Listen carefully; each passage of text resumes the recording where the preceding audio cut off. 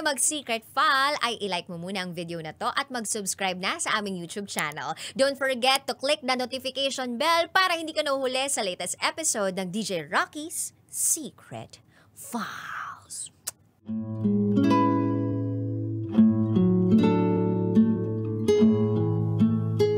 And now, it's time for DJ Rocky's Secret Files.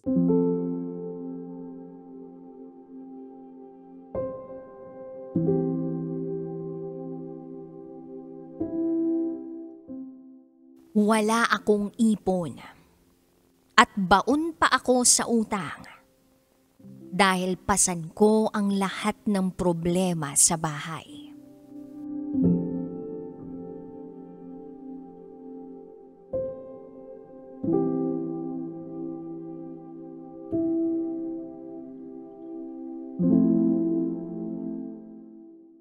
Hi DJ Rocky. Isa akong OFW. Nagtatrabaho bilang caregiver dito sa Japan. Dati rin akong caregiver sa Kuwait ng halos 3 taon. 32 years old na ako. Dalaga. May partner na babae. Oo.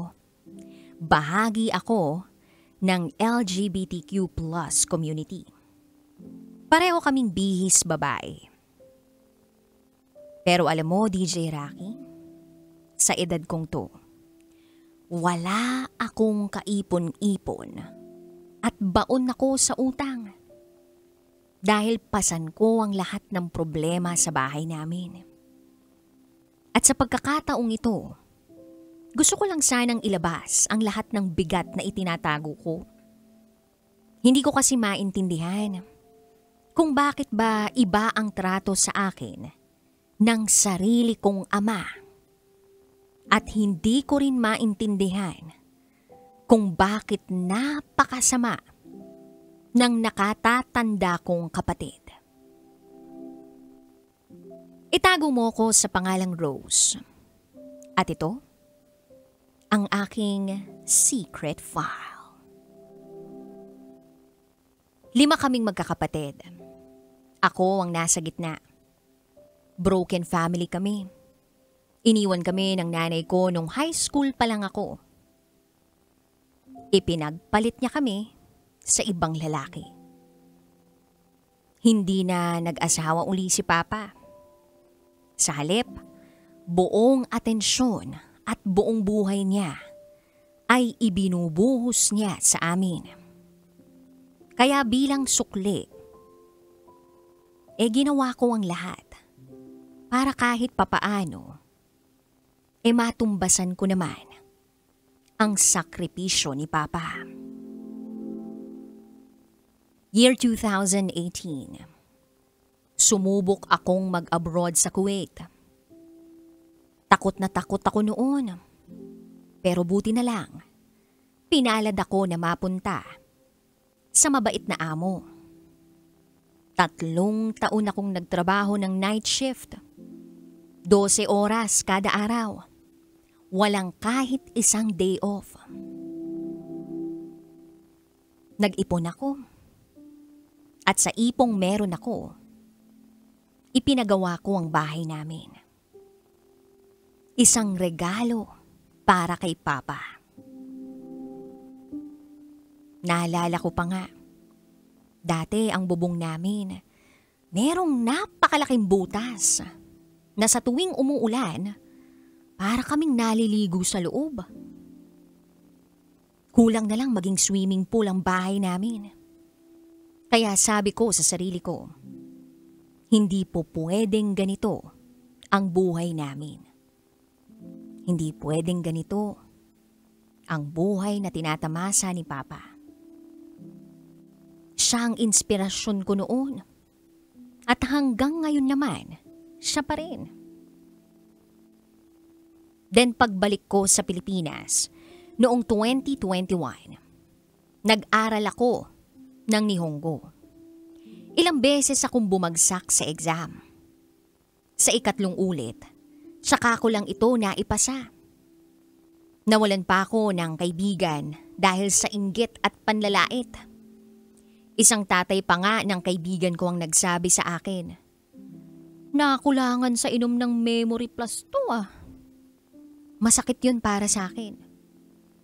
Nangako pa nga yung kaibigan kong yun, natutulungan ako. Pero ni minsan, wala akong natanggap na tulong. Kaya nagsumikap ako, nagtiyaga ako, at nag-aral maigi. Hanggang sa unang salang ko sa interview, natanggap ako. Nahanap ko ang employer ko. Napakasaya ko noon. Pakiramdam ko, lahat ng paghihirap ko ay may saysay. Halos 1 taon ng proseso, mula exam hanggang sa paglalakad ng mga papeles. Halos maubos ako. Ang pera, ang lakas, ang emosyon. Napilitan akong mangutang para lang maituloy ko ang pag-alis ko. Hanggang sa dumating na ako sa Japan noong August 2023. Magdadalawang taon na ako na narito. Pero hanggang ngayon, wala. Wala akong sariling ipon. Baon pa sa utang. Bakit? Kasi halos ako na ang umaako sa lahat ng problema sa bahay. Ito ang katotohanan ng aking sitwasyon. Ang nakatira sa bahay na ipinagawa ko ay ang mas matanda kong kapatid. Pasensya na. Hindi ko siya matawag na ate. Sa totoo lang, ang codename ko nga sa kanya ay Lucifer. Dahil nuknukan ng sama ang kanyang ugali. May anak siyang 4. Yung panganay sa una niyang asawa. Pero alam mo yun, DJ Rocky? Ako ang tinatawag na nanay ng panganay niya. Yung 3 namang ang mga anak niya, galing dun sa pangalawa niyang asawa. Na siya namang nagtatrabaho rin dito sa Japan. At ang hindi ko lang din talaga maatim, ay may kabit itong si Lucifer. Taga-barangay pa namin. Balita ko, aalis siya ng hapon, uuwi ng madaling araw, at kahit may pasok ang mga bata kinabukasan, ganun ang ginagawa niya. Doon siya natutulog, hindi sa bahay. Kaya si Papa, siya ang sumasalo sa responsibilidad. Biruin mo, si Papa, 64 years old na. Payat. Halos mapagod na sa kaaasikaso sa mga bata. At may sakit sa puso. Hindi na siya naawa. Halos araw-araw, pinag-uusapan si Lucifer sa barangay. Dahil sa ginagawa niya. And by the way, may posisyon si Papa bilang investigador sa barangay. Kaya isang malaking kahihiyan ang kapatid ko na nakatatanda dahil sa mga pinaggagawa niya. Binabastos niya ang pamilya namin. At ang pinakamasakit dito, ginagawa ni Lucifer ang kababuyan niya sa harap mismo ng mga anak niya. Lahat pa ng gastos sa akin kinukuha. Ako ang nagpapadala buwan-buwan. Pero itong magaling kong kapatid, napakawalang niya. Kapag hindi siya sinusunod ng mga bata, ibinabato niya sa kanila ang lahat ng ginawa at ibinigay niya. Na para bang utang na loob ng mga bata ang pagiging nanay niya. Minsan nga, nanginginig na lang ang panganay niya sa takot kapag nasigaw siya. Ganun ang trauma. At si Papa, wala siyang boses. Hindi niya kayang mapagsabihan ang magaling niyang anak. Paano ba naman kasi? Binantaan daw siya ni Lucifer. Ang sabi sa kanya, sa oras na pinuna mo ko, ilalayo ko talaga yung mga bata sa'yo. Kaya kahit ano pa ang gawin ni Lucifer, nananahimik si Papa. Hanggang sa nagdesisyon ako na umuwi ng Pilipinas dahil may iniinda kong sakit sa katawan. Pero alam mo, imbis na makapagpahinga ko, ibang kalbaryo ang bumulaga sa akin pagdating ko sa bahay na ako mismo ang nagpagawa.